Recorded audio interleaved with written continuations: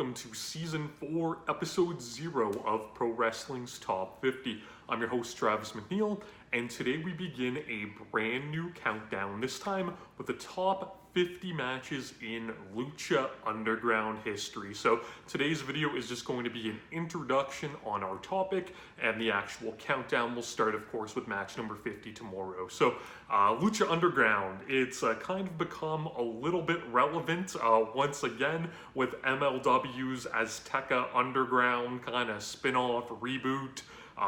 Bootleg version that they're about to create. With it being relevant once again, I decided to jump back into this. It was actually a deviation from what I was originally going to do for Season 4. I'd started a project and then kind of stopped it partway through to jump into this. That's why, there was a little bit of a gap between Season 3 and Season 4. We've been out about a month.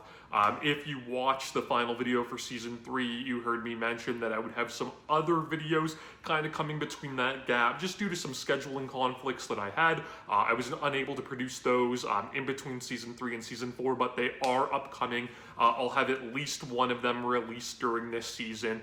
We'll talk more about that later, but expect some fun conversations to come up with some of these videos. So Lucha Underground, if you're unaware, it was a television series produced for the El Rey Network, which was a TV station with Robert Rodriguez, a film director on board for it.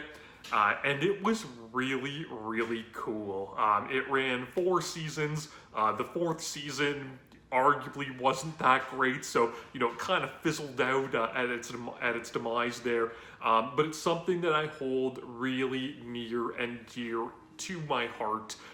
You're going to get varying, opinions on Lucha Underground, but no one can sell it short for the fact that it produced some absolutely incredible matches during its time, and that's what we're here to talk about, right? The top 50 matches in the history of the company. So Lucha Underground, it started at the end of 2014, and it was a follow-up to, I'm going to say, some failed projects that had kind of happened.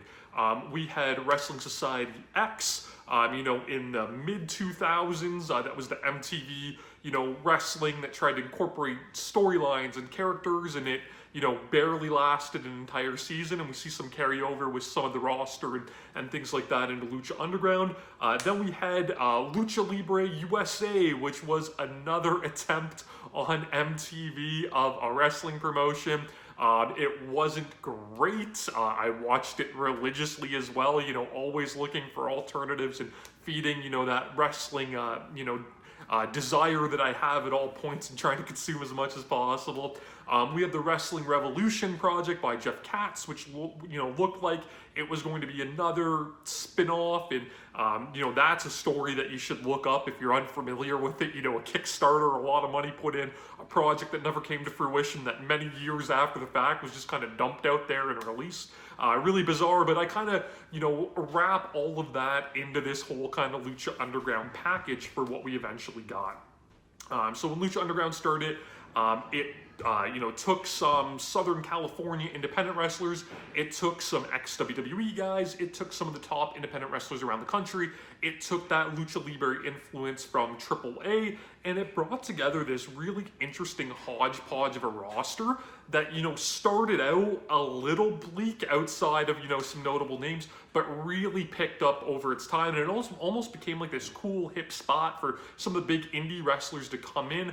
And if anything, Lucha Underground gave us our first real North American exposure to Penta El Zero Miedo and Rey Fenix, the Lucha Brothers, now in AEW. So if anything, we have Lucha Underground to thank for that. And at the time of this recording of this video, they have a big tag team title cage match coming up at the AEW All Out pay-per-view against the Young Bucks. So, very much focal points of AEW, those two are, and this was, like I said, really where we got our first glimpses of how great they were. So Lucha Underground, on top of great matches, it had a very cinematic approach and kind of predated all of the cinematic matches that we would end up seeing. There would be these, well shot, well produced, highly choreographed, fight sequences. We would get all of these weird storylines with voodoo and different creatures and things like that. So you really had to suspend, your disbelief for, what a pro wrestling promotion could be. But if you were able to do that, it was a really fun ride. Like I said, I hold it fondly. I have 2 children. My first son was born January 19th, 2015. In the weeks leading up to him being born, a lot going on. It was really hard for me to get a lot of wrestling watching it, obviously. I was working night shift at a car manufacturing plant at the time. So I would come home shortly after he was born. My wife would be completely exhausted by the time I got home.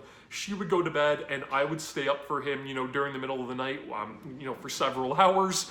Try to stay awake myself after working.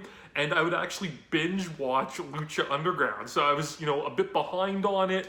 And I started to watch it and it, started out kind of mediocre. I wasn't into it. I thought it was going to be a flop. And then around, episode 10 or 11 of the program, when they did the first Aztec Warfare, which is something we will talk about much later, it really started to click for me, and ultimately it would be a really fun ride. When I was a kid growing up, it was my grandfather and my uncle that exposed me to pro wrestling. I'd watch with them. They would tell me the different wrestlers, tell me stories of the past. And that's something I actually got to do with Lucha Underground as well. At the time, I had my niece and my nephew that were living with us in our home. My nephew, he happened to catch Lucha Underground while I was watching it once. He thought Drago, which is a wrestler that we'll talk about later, was awesome just with his mask and his whole, demeanor and outfit. He paid attention to it, and we actually watched the show together for a couple of years, which was really nice. He didn't end up sticking, as a wrestling fan or anything like that, but at the time it was really cool that I got to share in my passion with him. I bought him a Drago mask, for Christmas 2015. It was really cool. We'll go through Lucha Underground, we'll go through the ups and downs, but like I said, mainly what our focus is going to be is the fantastic matches. They crafted their own gimmick matches, everything was built up really well. It was a promotion that was not shy to use blood and violence and intergender wrestling, and all of these things that we didn't see a lot on TV at the time, so it really gave it a different feel, not just from a cinematic approach outside the ring, but from the in-ring perspective as well.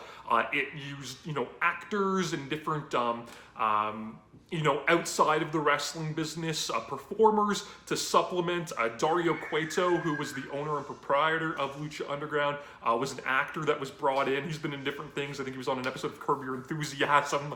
But he was perfect in his role, and he's, joining MLW as well for his Tech Underground. So we've got a fun ride in for the next, month and a bit as we go through the top 50 matches. Please join us every day as we count down. Of course, you can follow me on social media, on Instagram and on Twitter as well, at Wrestling50. That's the word 50 spelled out, not numerical. I hope you all enjoy it. I hope you're okay with the topic. Strap in. It's going to be a fun ride as we begin to count down the top 50 matches in Lucha Underground history. Top 50.